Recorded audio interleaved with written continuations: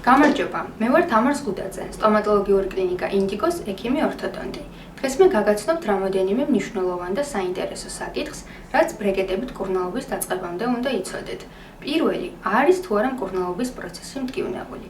ძირითადად დამახასიათებელია კბილების დაჭიმულობისა და დისკომფორტის შეგრძნება. მცირედი ტკივილი შეიძლება განვითარდეს ბრეკეტების დაყენების შემდგომ რამოდენიმე დღის განმავლობაში, რომელიც თავისით გაივლის ან საჭიროების შემთხვევაში რეკომენდებულია ტკივილგამაყუჩებლის დალევაც.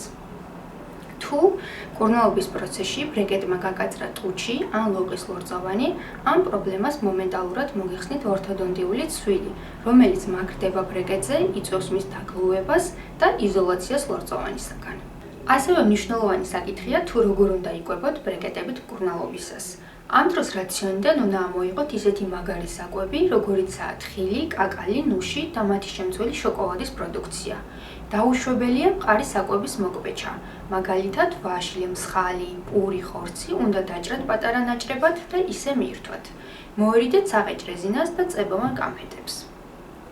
სიფრთხილე გამოიჩინეთ კურკიანი ხილის, მაგალითად ალუჩის ან ბლის მირთმევისას. აღნიშნული წესის დაუცველობა გამოიწვევს ბრეკეტის დაზიანებას, გატეხვას ან აძრობას კბილის ზედაპირიდან, რაც მკურნალობის ვადას ახანგრძლივებს. და ბოლოს, ორთოდონტიული მკურნალობისას უდიდესი მნიშვნელობა აქვს კბილების რეგულარულ წმენდას და პირისყრის ჰიგიენის დაცვას.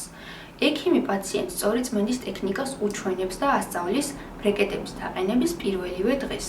ამისათვის გამოიყენება სპეციალური ორთოდონტიული ჯაგრისი, რომელთაც ხორციელდება ჰორიზონტალური და ირგვლივი მოძრაობები და კბილთაშუა წვრილი ჯაგრისი, რომელიც აღწევს რკალის უკან და ბრეკეტებს შორის იქ, სადაც ყველაზე ხშირად იჭედება საჭმელი.